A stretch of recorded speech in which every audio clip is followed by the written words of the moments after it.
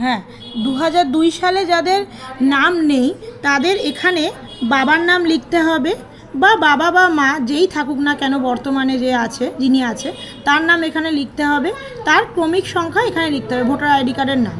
এইবার তার আত্মীয়র নাম এখানে লিখতে হবে, তার সাথে আপনার কি সম্পর্ক এখানে লিখতে হবে। জেলা লিখে দেবেন, রাজ্যের নাম লিখে দেবেন। বিধানসভার ক্ষেত্রের নামটা হচ্ছে আপনি এখানে পেয়ে যাবেন। এই যে বিধানসভা ক্ষেত্রের নাম হচ্ছে এখানে আপনার দেওয়া আছে, এটা বিধানসভার ক্ষেত্রের নাম।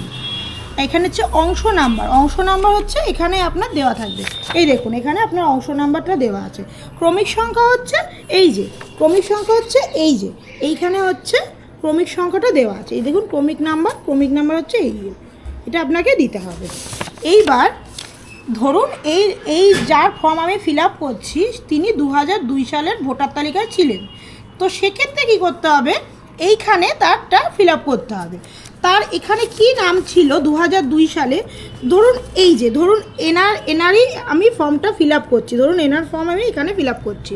তো এখানে যেই নামটা আছে যেরকমভাবে স্পেলিং করে লেখা আছে সেই নামটা এখানে আপনি লিখবেন, তার ক্রমিক সংখ্যাটা এখানে আপনি লিখবেন। এইবার হচ্ছে তার আত্মীয়র নাম এখানে দেখে নেবেন, তার স্বামী বা পিতা যেই আছে তার আত্মীয় নাম্বারটা এখানে লিখে দেবেন। এবার তার সম্পর্ক তার সাথে কি আছে এটা সেখানে লিখতে হবে। তারপরে জেলা লিখে দেবেন, রাজ্যের নাম লিখে দেবেন। বিধানসভা ক্ষেত্রের নাম হচ্ছে এখানে দেখুন ওপরে লেখাই আছে বিধানসভা ক্ষেত্রের নাম লিখে দেবেন। বিধানসভা ক্ষেত্রের নম্বরও লেখা আছে এই যে এইটা, আর এখানে হচ্ছে অংশ নাম্বার, এখানে হচ্ছে ক্রমিক সংখ্যা হচ্ছে এইটা, অংশ হচ্ছে এইটা। এবার ফর্ম ফিল আপ হয়ে গেলে এইখানে লাস্টে একটা আপনার সাইন করবেন, আর প্রথমে একটা আপনাকে ফটো এখানে লাগাতে হবে, ব্যাস এইটুকুই।